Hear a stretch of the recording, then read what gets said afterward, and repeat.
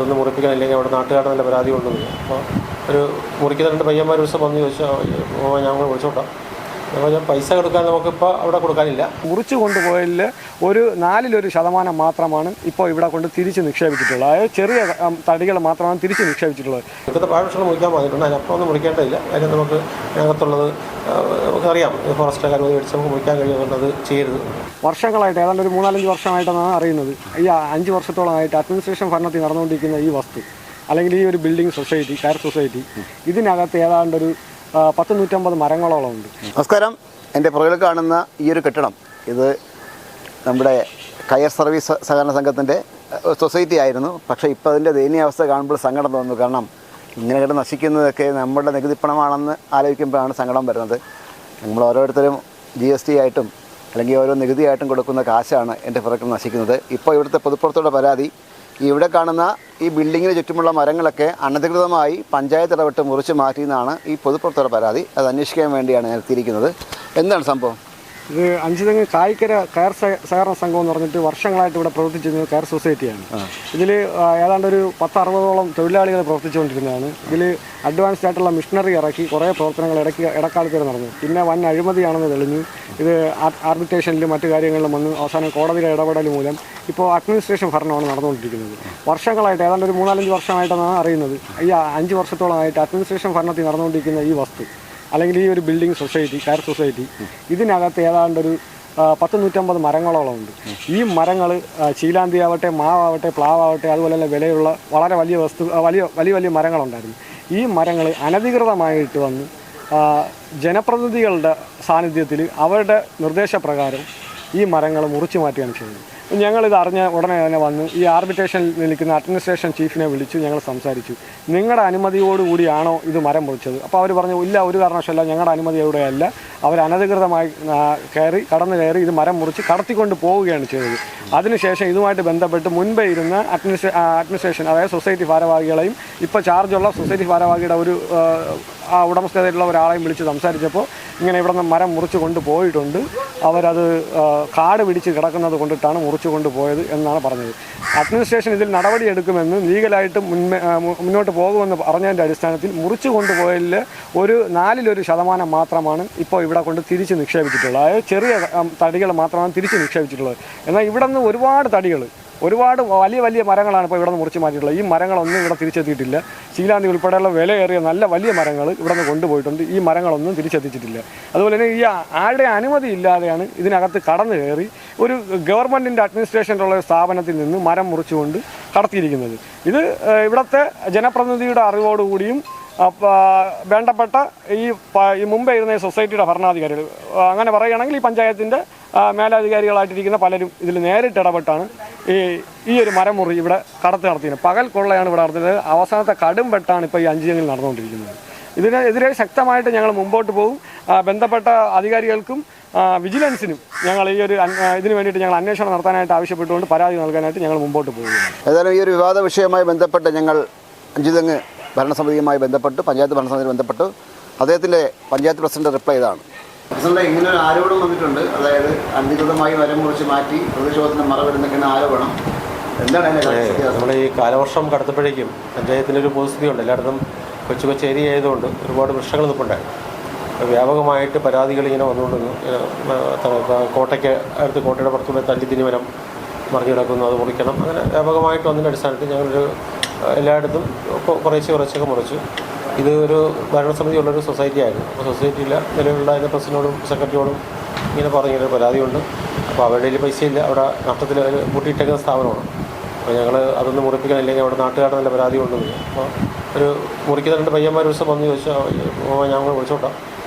ഞാൻ പൈസ കൊടുക്കാൻ നമുക്കിപ്പോൾ അവിടെ കൊടുക്കാനില്ല. അപ്പോൾ അതുകൊണ്ട് പൈസയ്ക്ക് അത് വേണ്ട, പാഴ്വൃക്ഷം ഞങ്ങൾ മുറിച്ചിട്ട് ആ വിറവ് ഞങ്ങൾ എടുത്തോളാം, നമുക്ക് കൂലിയായിട്ട് നമ്മൾ എടുത്തോളാം എന്ന് പറഞ്ഞു. പാഴ്വൃക്ഷം ആയതുകൊണ്ട് നമുക്ക് അതിനകത്ത് കുറേ ഈ തല്ലിത്തിനിയും അതുപോലുള്ള ഈ മറ്റേ അക്വേഷ്യല്ലേ, അതൊക്കെയാണ് അവിടെ സൈഡിൽ നിന്ന് തടസ്സമുണ്ടായിരുന്നു. അപ്പോൾ അത് മുറിക്കാൻ പോയി. പിന്നെ കുറേ ചീമക്കൊന്ന അങ്ങനെയുള്ള കുറേ ചീലാന്തിൻ്റെ കുറേ ശിഖരങ്ങളുണ്ടായിരുന്നു.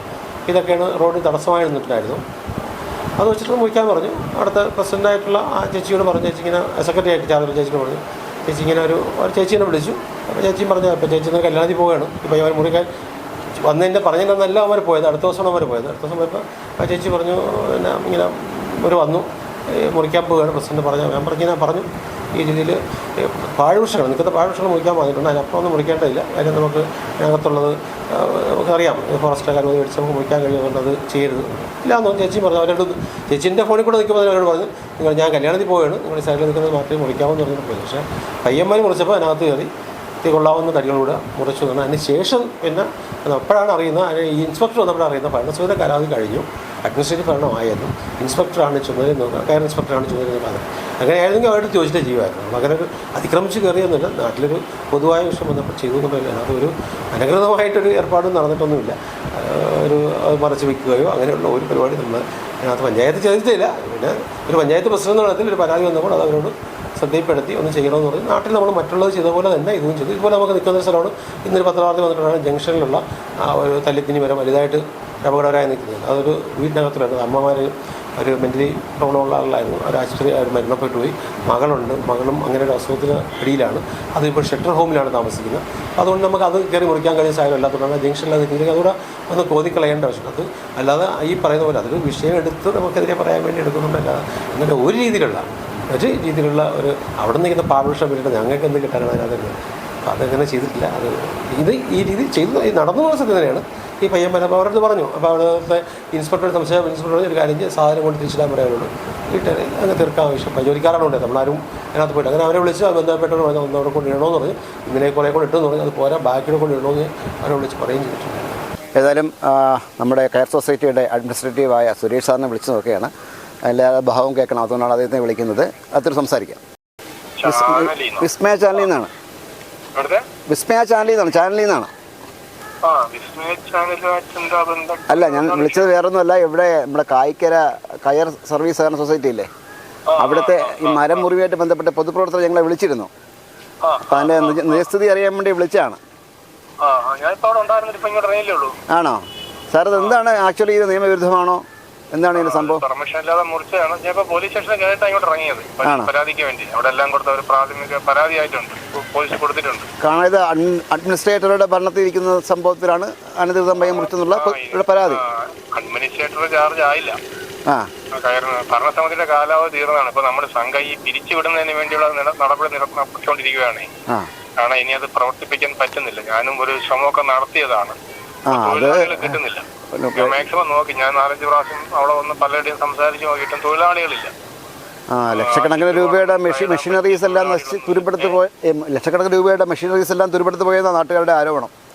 സംഭവം ആരെങ്കിലും ഒന്ന് ജോലിക്ക് ഇന്നും അവിടെ ഞാൻ ചോദിച്ചു.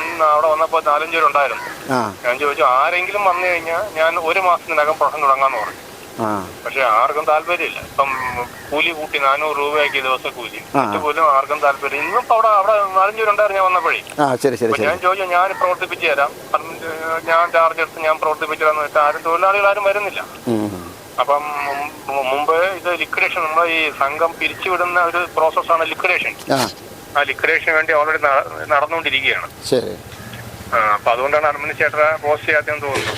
എന്തായാലും മരമുറി ശരിയായില്ല. നമ്മള് പെർമിഷൻ ഒന്നുമില്ലാതെ ചെയ്തത്. എന്തായാലും അത് പോലീസ് സ്റ്റേഷനിൽ കേസായിട്ടുണ്ട്. ഞാൻ ഇന്നിപ്പോ അവിടെ പോലീസ് സ്റ്റേഷനിൽ പോയിട്ട് അങ്ങോട്ട് ഇറങ്ങുന്നു. അപ്പൊ അവര് പ്രാഥമിക അന്വേഷണം നടത്തിയിട്ട് പറയാമെന്ന് പറഞ്ഞു. അതുപോലെ വേറെ വിഷയങ്ങളൊന്നുമില്ല. നമ്മൾ ആക്ഷൻ എടുത്തിട്ടുണ്ട് കേട്ടോ. ശരി സാറേ. എന്താണ് വന്നോ, ന്യൂസ് വന്നോ? ഇല്ല, ഞാൻ ന്യൂസ് എടുക്കാൻ വേണ്ടി വന്നതാ. അപ്പൊ സാറിന്റെ കൂടെ ഞാൻ ഇപ്പൊ പഞ്ചായത്ത് പ്രസിഡന്റെ കണ്ടു, പൊതുപ്രവർത്തകരെ കണ്ടു. ഇപ്പൊ സാറിന്റെ കൂടെ ഒന്ന് കേൾക്കാന്ന് വിചാരിച്ചു, അതാ വിളിച്ചത്. ഇതാണ് വിഷയം. നമ്മളെ പോലീസ് സ്റ്റേഷനിലെ പരാതിക്ക് വേണ്ടി പോയിരുന്നു. അതിപ്പം പെർമിഷനോടെ ഞാൻ നാളെ റിട്ടേണായിട്ട് എഴുതി കൊടുക്കും. FIR നാളെ ആവുമെന്ന് തോന്നുന്നു. ഇല്ലായിരുന്നു, അതുകൊണ്ട് ഞാനിപ്പോ. ശരി സാർ. ഇൻട്രൊഡക്ഷനിൽ ഞാൻ പറഞ്ഞതുപോലെ ഇങ്ങനെ ഒരു ബിൽഡിംഗ് കിടന്ന് നശിക്കുന്നത് കാണുമ്പോൾ ഭയങ്കര ദുഃഖം തോന്നുന്നു. ഇപ്പോൾ അഡ്മിനിസ്ട്രേറ്റർ ഞങ്ങളോട് പറഞ്ഞത് ഇവിടെ ജോലിക്ക് ആളിനെ കിട്ടാനില്ല, ഒരാളെങ്കിലും കിട്ടിയാൽ അദ്ദേഹം 1 മാസത്തിനകത്ത് തന്നെ ഇതിൻ്റെ പ്രൊഡക്ഷൻ ആരംഭിക്കാമെന്ന് അദ്ദേഹം പറഞ്ഞത്. ഇപ്പോൾ ഈ നാട്ടുകാരുടെയൊക്കെ പരാതി അഡ്മിനിസ്ട്രേഷൻ ഭരണത്തിന് കീഴിരിക്കുന്ന ഒരു വസ്തുവിൽ അതിക്രമിച്ച് കയറി പഞ്ചായത്ത് മരം മുറിച്ചെന്നാണ് പരാതി. മരം മുറിച്ചെന്ന് മാത്രമല്ല അത് കടത്തിക്കൊണ്ട് പോയതാണ് പരാതി.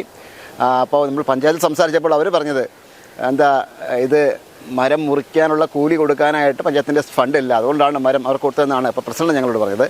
ഏതായാലും സത്യമായിരിക്കട്ടെ. എന്തെങ്കിലും അതിക്രമം കാണിച്ചിട്ടുണ്ടോ? ഇപ്പോൾ അഡ്മിനിസ്ട്രേറ്റർ ഞങ്ങളോട് പറഞ്ഞത് എന്തായാലും കേസ് കൊടുത്തിട്ടുണ്ട്, FIR നാളെ എടുക്കുമെന്ന് പറഞ്ഞത്. കാലം സത്യം തെളിയിക്കട്ടെ. ക്യാമറാമാൻ വിപിനൊപ്പം ശ്രീത്ത് മാരാർ, സൈനിങ് ഓഫ്.